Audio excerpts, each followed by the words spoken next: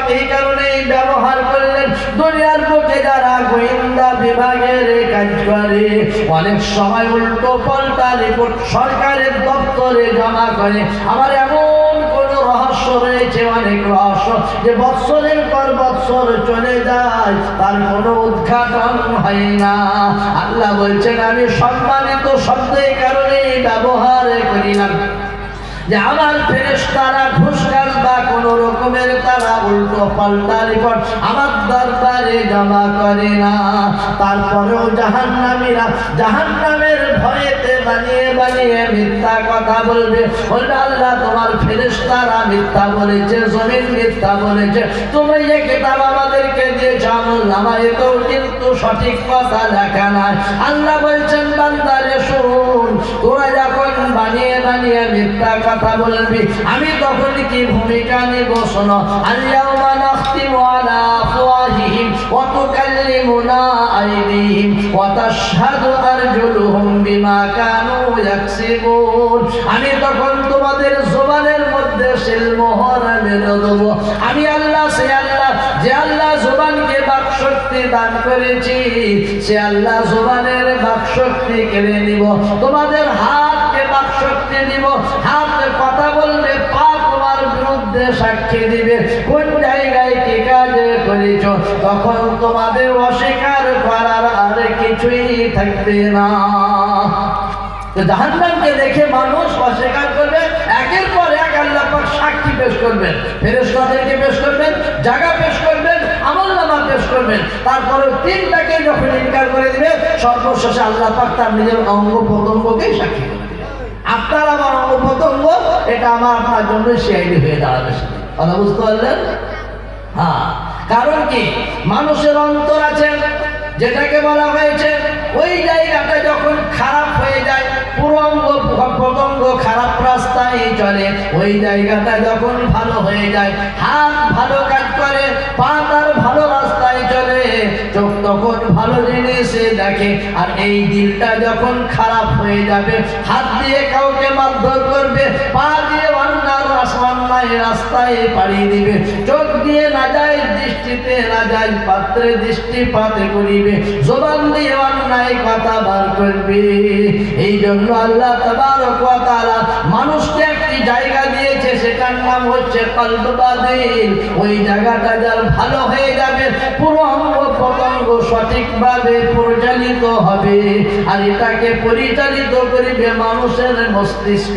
আল্লাহ পাক মানুষকে খাপা হাগলা পাগলা করে নাই, তাদেরকে ভালো মন্দ বোঝার ক্ষমতা দিয়েছে, দুটো রাস্তা বলে দিয়েছে। যাকে আল্লাহ পাগলা হাগলা করেছে তার আল্লাহ হিসাবে নেবে না। কথা বুঝে আসছে? চার রকমের সাক্ষী পেশ করা হবে, তার মধ্যে সর্বশেষে হবে কোনটা? তার অঙ্গ প্রত্যঙ্গ। এই অঙ্গ প্রত্যঙ্গকে যখন তার জন্য সাক্ষী পেশ করা হবে, লাজবাব হয়ে যাবে, তার কাছ থেকে আর কোনো জবাব থাকবে না, কোনো রকমের ভাষা থাকবে না যে একে ইনকার করে দিই, আর কিছু করার থাকবে না। তারপরে আল্লাহ পাক বান্দাদেরকে আরো কি বলছেন শুনুন। আগে বলছেন, এটা তো পরকালের কথা বললেন, দুনিয়ার বিষয়টি আগে বলছেন, আর একটু শুনুন। আল্লাহ বলছেন লাউ নাশাউ লাতামাসনা আলা আয়ুনিহিম ফাসতাবাকুস সিরাতা ফাআন্না ইউবসিরুন। আমি আল্লাহ যদি ইচ্ছা করিতাম তবে তোমাদের চক্ষুকে বিলীন করে দিতে পারতাম, আর আমি যদি গুনার জায়গায় যাওয়ার পরে তোমার চক্ষুকে বিলীন করে দিতাম, দৃষ্টি শক্তি কেড়ে নিতাম, তখন তোমরা পথের দিকে ছুটাছুটি করতে কিভাবে দেখিতে বলো? বাড়ি থেকে তুমি সুন্দর চক্ষুষ্মান লোক চলে গেছো, যেখানে গিয়ে গুনাহ করেছো, জিনা করেছো, মদ পান করেছো, আরো অনেক গুনার আড্ডায় তোমরা বসেছো। আমি আল্লাহ ইচ্ছা করলে সেই জায়গাতেই তোমার দৃষ্টি শক্তি কেড়ে নিতে পারি, কিন্তু আমি আল্লাহ নেই না, তোমাদেরকে আমি অবসর দান করি। একবার বান্দা ফিরে আয়, শেষ মুহূর্ত পর্যন্ত আল্লাহ পাক তাকে সময় দিতে থাকেন। আগে আল্লাহ বলছে ওয়ালাউ নাশাউ লামাসাখনাহুম আলা মাকানাতিহিম ফামাসতাতাউ মুদিয়াও ওয়ালা ইয়ারজিউন। আর আমি আল্লাহ যদি ইচ্ছা করি তবে তোমাদের আকৃতিতে পরিবর্তন করে দিতে পারি। আকৃতিকে যদি বিকৃত করে দিই এমন অবস্থায় তোমরা সেখান থেকে না এক পা আগের দিকে অগ্রসর হইতে পারিবে আর না এক পা পিছনে ফিরিয়া যাইতে পারিবে। কিভাবে? আপনি বাড়ি থেকে গেছেন, বাপের আপনি ভূমিকা নিয়ে বাড়ি থেকে বার হচ্ছেন, ছোট্ট ছোট্ট ছেলে মেয়েরা বলছে আমার জন্য চকলেট নিয়ে আসবে, কলা নিয়ে আসবে, ভালো জিনিস নিয়ে আসবে। স্ত্রী বলছে স্বামীকে বলছে আমার জন্য মনোহারি নিয়ে আসবে। বুড়ো মা বাপ বেচারায় শুয়ে শুয়ে কাতরাচ্ছে, বলছে আমার মানিক আমার জন্য ঔষধ নিয়ে আসবে, কিছু ভিটামিন যুক্ত খাবার নিয়ে আসবে। আপনি সকলের সঙ্গে নিজের কথা বলে অদাবদ্ধ হলেন, বাড়ি থেকে বেরিয়ে গেছেন, সকালকে ফাঁকি দিয়ে আপনি সিনেমায় ঢুকে পড়েছেন, জুয়ার আড্ডায় কাছের আড্ডায় মতোয়ারা হয়েছেন। আল্লাহ বলছে বান্দারে শুন, যেখানে তুই আছি আমি আল্লাহ সেখানেই আছি। আল্লাহ সেখানে আলাম তারা আন্নাল্লাহ ইয়ালামু মা ফিস সামাওয়াতি ওয়া মা ফিল আরদ মা ইয়াকুনু মিন নাজওয়া সালাসাতিন ইল্লা হুয়া রাবিউহুম ওয়া লা খামসাতিন ইল্লা হুয়া সাদিসুহুম ওয়া লা আদনা মিন যালিকা ওয়া লা আকসারা ইল্লা হুয়া মাহুম আইনামা কানু। আল্লাহ বলছে বান্দারে শোনো, তোমরা যেখানে দুজন বসে বসে মাশওয়ারা করো সেখানে তোমরা শুধু দুইজন থাকো না, আমি আল্লাহ তৃতীয় থাকি। যেখানে তোমরা তিনজন বা চারজন বসে বসে সেখানে পরামর্শ করো, ভালো মন্দ বিষয় নিয়ে চিন্তা চেতনা করো, সেখানে তোমরা তিনজন থাকো না, আমি আল্লাহ চতুর্থ আছি। যেখানে তোমরা পাঁচজন বসে বসে মাশওয়ারা করো সেখানে তোমরা পাঁচজন থাকো না, আমি ষষ্ঠ আল্লাহ আছি। ইচ্ছাইতে তোমরা সংখ্যায় কম হও বা বেশি হও, যেখানেই তুমি আছো আমি আল্লাহ সেখানেই আছি। অতএব আমার চোখকে তোমরা কিছুতেই দিতে পারবে না ফাঁকি। আল্লাহ পাক বলছে বান্দারে শোন, বাড়ি থেকে বেরিয়ে গেছে নিজের সুন্দর শরীর নিয়ে, আমি যদি তোর গুনার কারণে তোর আকৃতিকে পরিবর্তন করে দিই, কুকুর শুকুর বাঁদরে পরিণত করে দিই, তোর বাড়ির লোক তোকে কিছুতেই চিনতে পারবে না। ছেলে তোকে বাপ বলে বুঝবে না, স্বামী স্ত্রী তোকে স্বামী বলে বুঝবে না, তোর আব্বা জান তোকে বেটা বলে বুঝবে না, কারণ তোর আকৃতি বিকৃত হয়েছে, তুই শুয়োরে কুকুরে পরিণত হয়েছে, আর তো মানুষ নাই। অতএব তুই কেন একবার আমার ক্ষমতার দিকে চিন্তা করিস না? হতে পারে না, পারে না? আল্লাহর কোরআন। আজকে আমরা যারা ইতিহাস পড়ি অনেকে বলে যে আগে মানুষ ছিল বাঁদর, বাঁদর থেকে সভ্যতা পেয়ে মানুষ হয়েছে, নাকি? এটা ভুল। এটা ডারউইনের একটা থিওরি, সম্পূর্ণ ভুল। কোরআনের থিওরি যেটা সেটা হচ্ছে সঠিক থিওরি। কোরআন বলে যে কোনোদিনের তরে মানুষ বাঁদর ছিল না, বাঁদর আলাদা জাতি, মানুষ আলাদা জাতি। বাঁদর বাঁদর থেকে হয়েছে, মানুষ মানুষ থেকে হয়েছে। আল্লাহ কোরআনে বলেছেন ওয়ালাকাদ খালাকনাল ইনসানা মিন সুলালাতিন মিন তিন, আমি মানুষকে সৃষ্টি করেছি মাটির নির্যাস থেকে। সুম্মা খালাকনান নুতফাতা ফি ক্বারারিন মাকিন, অতঃপর আমি তাকে সৃষ্টি করেছি বীর্য থেকে, যেটা একটা সুরক্ষিত জায়গার মধ্যে ছিল।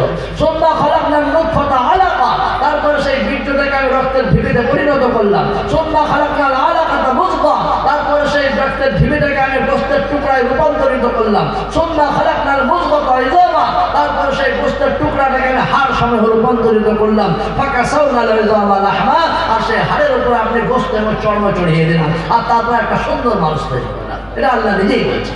তাহলে প্রথম মানুষ যেটাকে সৃষ্টি করেছেন, প্রথম মানুষকে, প্রথম নবী, প্রথম মানুষ হযরত আদম আলাইহিস সালাম, যেটাকে আল্লাহ পাক মাটি থেকে সৃষ্টি করেছেন। সূরা রহমানে আল্লাহ বলেছেন খালাকাল ইনসানা মিন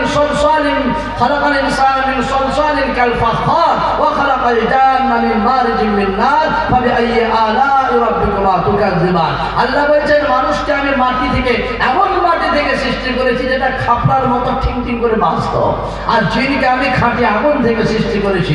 অতএব হে জিন মানব, তোমরা তোমাদের রবের কোন কোন নিয়ামতকে অস্বীকার করবে? একটা অস্বীকার করার তোমাদের কোনো ক্ষমতা নাই, আল্লাহ নিজেই বলছেন। তাই আল্লাহ পাক মানুষকে সৃষ্টি করেছেন মাটি থেকে, মানুষ বাঁদর থেকে হয় না।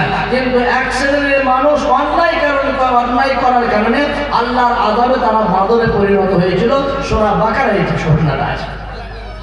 হযরত দাউদ আলাইহিস সালাম, আল্লাহ পাক তার সুরেলি কণ্ঠস্বর এত সুন্দর দিয়েছিলেন, যখন তিনি সেই তার কণ্ঠস্বর দিয়ে তিনার উপরে যে কিতাব অবতীর্ণ হয়েছিল জাবুর, সেই জাবুর কিতাব যখন তিনি পাহাড়ের চূড়ায় সমুদ্রের কিনারায় যেখানেই বসে তেলাওয়াত করতেন, তার আওয়াজ শুনে উড়ন্ত পাখি পর্যন্ত থেমে যেত, গাছপালা নিঝুম নীরব নিস্তব্ধতার সঙ্গে শুনত। এমনকি দরিয়ার অতল তলের মৎস্যগুলো কিনারায় এসে লেগে যেত, তারা পর্যন্ত তার কণ্ঠস্বর থেকে জাবুর কিতাবের তেলাওয়াত শুনিত। আল্লাহর পক্ষ থেকে হুকুম হলো জাবুর, আল্লাহর পক্ষ থেকে হুকুম হয়ে গেল, হে দাউদ তুমি তোমার উম্মতদেরকে বলে দাও শনিবারের দিন যেন তারা মৎস্য শিকার না করে। প্রত্যেক নবীর জামানাতে হপ্তায় একটা করে দিন খুব গুরুত্বপূর্ণ ছিল। হযরত দাউদ আলাইহিস সালামের জামানায় শনিবারের দিনটা ছিল খুব গুরুত্বপূর্ণ। বিশ্ব নবীর জামানা এবং কিয়ামত পর্যন্ত মুসলমানদের জন্য সবচাইতে গুরুত্বপূর্ণ দিন হচ্ছে জুমার দিন। কোনটা বললাম? জুমার দিন। এটা সমস্ত দিনের সর্দার বলা হয়েছে, নবীকে যেমন সমস্ত নবীর সর্দার বলা হয়েছে, জুমার দিনটাকে সমস্ত দিনের সর্দার বলা হয়েছে। কথা বুঝতে পারলেন তো? তো হযরত দাউদ আলাইহিস সালাম যখন বলে দিলেন, উম্মতদেরকে বলে দিলেন শনিবারের দিন তোমরা মৎস্য শিকার করবে না। এখন যারা মাছ ধরা মানুষ, জেলে মানুষ, ওরা দেখছে বাহ শনিবারের দিন তো বড় বড় মাছগুলো এসে সমুদ্রের ধারে লেগে গেছে, কারণ ওই দিন খাস করে দাউদ আলাইহিস সালাম সমুদ্রের ধারে কিনারায় বসে ওই জাবুর কিতাব তেলাওয়াত করতেন, আর সমুদ্রের মাছগুলো এসে ধারে লেগে শুনতো। এবারে যখন তিনি জাবুর কিতাব তেলাওয়াত করছেন, ওরা শুনছে আনন্দের সঙ্গে। আল্লাহর বাণী, ওটা তো আল্লাহর বাণী, কোরআন যেমন আল্লাহর বাণী, ওটা আল্লাহর বাণী, বুঝতে পারলেন? এরা দেখছে বাহ ব্যাপার তো খুব খারাপ, এই মাছগুলো অন্যদের খেয়ে আর ভেলা ফেলে আর বিভিন্ন রকমের ফাঁস জাল দিয়ে ধরতে পারি না, এরা তো হাতে ফেলা দিচ্ছে, লোভ সামলাতে পারছে না। কিন্তু নিষেধ আছে আল্লাহর পক্ষ থেকে, না শনিবার দিন মাছের গায়ে হাত দিবে না তোমরা। একদিন গেল, দুদিন গেল, 3 দিন গেল, ওদের মনের মধ্যে কুচক্র চলল। ইবলিস শয়তান বলল কোনো চিন্তার কারণ নাই, শনিবারের দিন তোরা মাছের গায়ে হাত দিবি না, ঠিক আছে, তোরা সমুদ্রের ধারে ধারে লম্বা লম্বা লালা করে দে, ওই দিকে পানি যাবে। মাছের স্বভাব হচ্ছে যেদিকে পানি পায় সেদিকে উঠিয়ে যায়। ওরা সমুদ্রের ধারে ধারে বড় বড় পরীক্ষা খনন করে দিল লম্বা লম্বা করে। আর যখন মাছগুলো সেই লালাই ঢুকে গেল, মুখটাকে বন্ধ করে দিল, শয়তান বুদ্ধি দিল তো, বুঝতে পারছেন তো? এর মুখ বন্ধ করতে পারে, বুঝতে পারেন তো? মাছটা জিয়ে দিয়েছে আর কি, যেমন হাউজে আপনার আলফিতে জিয়া থাকে, ঠিক এরকম অবস্থা। এবারে যখন শনিবার চলে গেল, রবিবার সোমবারের দিন মাছগুলো তারা ধরে ধরে আনন্দ করে খেতে লাগলো। মাছের শেষ যখন পাশে বাড়ি শুনলো, বললে ব্যাপার কি তোমরা কোথায় মাছ পেলে? বললে আমরা মাছ ধরে এনেছি। বললে কবে ধরেছো? বলে আজ। বললে না, তোমরা নিশ্চয়ই কোনো মাছ ধরার কারিগিরি করেছ। শেষ পর্যন্ত তাদের এই গোপন তথ্য ফাঁস হয়ে গেল। তারা বললো শোনো, নবী নিষেধ করেছে শনিবারের দিন মাছ ধরা চলবে না। ওরা বললো আল্লাহর কসম শনিবার মাছের গায়ে হাত দিই নাই। বললে এটাও তো ধরার পর্যায়ে ঢুকতো না, মাছটাকে ঘেরে রেখে দিয়ে জমা নাকি? হ্যাঁ, এটা তো ধরার পর্যায়ে আসছে না। ছেড়ে দাও তোমাদের কথা, আর কে শুনে? দেখবেন যারা খুব মদ খায়, মারা শুনবে, হ্যাঁ ওরা মাছ খেতে ভালো লাগছে, মুখে তেল দিয়ে ভালো ভালো মাছ খাচ্ছে, চর্বিযুক্ত, খুব মজা লাগছে ওদেরকে। মানুষের মধ্যে একটা দল হলো কি নবীর কথা কঠোরভাবে মানল, বললে না আল্লাহ নবী নিষেধ করেছেন, এরপরেও যদি আমরা কথা না মানি অবশ্যই আল্লাহর আযাবে এসে যাবে। আর একটা দল ওরা বললো কি খুব মজা করে খাও, ওদের কথা শোনো না। একদল খুব মজা করে খেয়ে যাচ্ছে, আর মাঝে এক দল থেকে গেল, তারা বলছে রাহো, ওরা কিছুই মানবে না। অতএব শোনো, তারা খেলো না, নিষেধ করলো না। মানুষ 3 দলে বিভক্ত হলো। হযরতে দাউদ আলাইহিস সালামের উম্মতেরা 3 দলে যখন বিভক্ত হয়ে গেল, একদল কঠোরভাবে কথা মেনে নিল, একদল মোটেই মানল না, আর একদল তারা হলো হাউলা ওয়ালা ইলাহা হাউলা, মাঝখানে তারা থেকে গেল। ওরা মানলো না, নিষেধ করলো না। ওরা মানলো কিন্তু নিষেধ করলো। এই নিষেধ যারা করলো না, যারা মাছ খায় তাদের সঙ্গে উঠা বসা করে, আর যারা খায় না তাদের সঙ্গে উঠা বসা করে।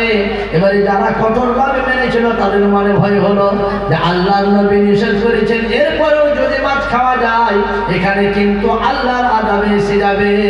আর আল্লাহর আযাব যখন আসবে তখন আল্লাহ পাকের নেককার বদকার সবাইয়ের উপরেই আসবে।